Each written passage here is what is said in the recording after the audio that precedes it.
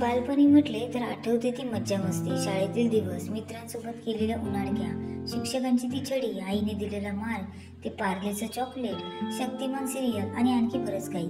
प्रत्येकाच्या बालपणातील काही ना काही अविस्मरणीय गोष्टी असतात. त्यापैकीच काही गोष्टी आज आपण पाहणार आहोत. चला तर मग पहा हे फोटोज आणि पुन्हा रमून जा आपल्या बालपणात. शाळेचे ते दिवस आठवले की उगीच मोठं झाल्यासारखं वाटतं. शाळा ही आपल्या आयुष्यातला महत्त्वाचा भाग आहे. हे शाळा हे एपिसोड आपल्या आयुष्यातून संपला ना तेव्हा कळतो आणि खरी शाळा सुरू होती ती आयुष्याची. शाळा या 2 अक्षरी शब्दांनी आयुष्याचं नावाचं पुस्तक घडवलं. आयुष्य नावाच्या पुस्तकातलं पहिलं पान हे आपण शाळेत शिकलो आणि तेच पुस्तक आयुष्यभरासाठी खूप काही आठवणी देऊन जातं. आपण सगळं आयुष्याचं पान या शाळा नावाच्या पुस्तकावर अवलंबून असतं. शाळा म्हणजे आनंद, एक ध्यास. शाळेतला तो मित्र आपल्या आयुष्यभरासाठी एक भाऊ म्हणून राहतो आणि मैत्रीण फक्त आठवण बनून राहते. शाळेत असताना कधी एकदा कॉलेज लाईफ घ्यावी असं वाटतं, पण खरी लाईफ तर शाळेमध्ये होती हे आत्ता कळतंय. शाळेचा तो अखेरचा निरोप आज पण डोळ्यात अश्रू आल्याशिवाय राहत नाही. 2 थेंब का होईना अश्रू येतातच. प्रत्येक जण तो दिवस खूप आनंदाने अनुभवला असेल. ती शाळेतील मजा आज पुन्हा अनुभवायची आहे. परत त्याच वाकावर बसायचं आहे. तेच बालपण पुन्हा अनुभवायचं आहे. या काव्यातील वपूंचे शब्द आणि भावना बालपणी बहुतेकांच्या वाट्याला आलेल्या असतात. वपू लिहितात, मला आज वाटले एकदा केव्हा तरी शांत बसावं आणि वयानुसार आपण काय काय गोष्टी सोडल्या याचा आढावा घ्यावा. मग लक्षात आलं की आपण गाबवलेली चिंच अनेक वर्षात खाल्लेलीच नाही. जत्रेत मिळणारी पत्र्याची शिट्टी वाजवलेली नाही. चटक्याच्या बिया घासून चटके द्यावेत असं आता वाटत नाही. कॅलिडोस्कोप पाहिलेला नाही. सर्कस मधला जोकर आपलं मन आता रिझवू शकत नाही. तसंच कापसाची म्हातारी पकडण्याचा चाळही राहिलेला नाही. कारण कापसाच्या म्हातारीने उडता उडता आपला बालपणीचा काळ सुखाचा स्वतःबरोबर कधी नेला हे आपल्यालाच कळलं नाही. आता त्या ट्रिप्स नाही, 2-2 मुलांच्या जोड्या करून चालणं नाही, विटी दांडू नाही, साबणाचे ते फुगे नाहीत.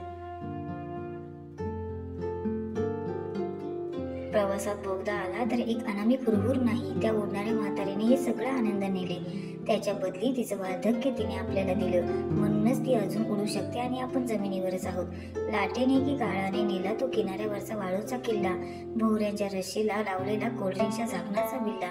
हरवली कुठेतरी ती शाळेतली मूल्य शिक्षणाची वही, एवढ्याशा मार्कांच्या प्रगती पुस्तकावर मारलेली बाबांची ती खोटी सही.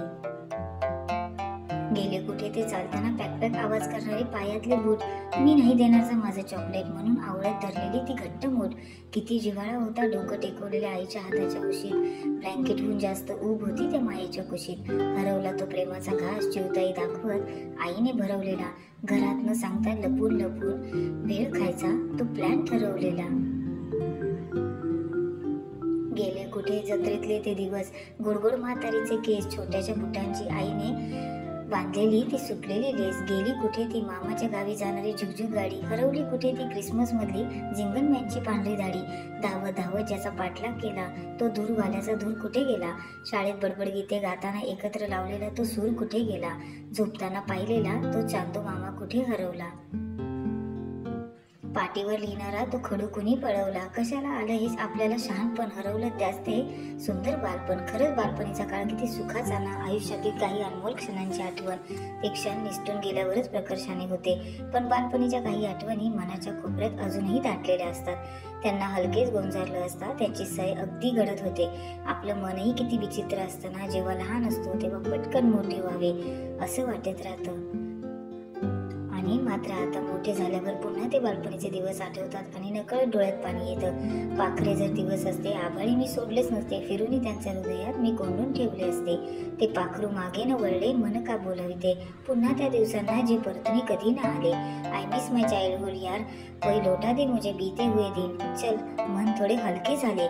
लेट्स बी यंग फ्रेंड्स यार. तुमच्या बालपणीच्या आठवणी कमेंट्स करून नक्की सांगा. व्हिडिओ आवडल्यास व्हिडिओला लाईक, शेअर, सबस्क्राईब करायला विसरू नका. Thank you for watching.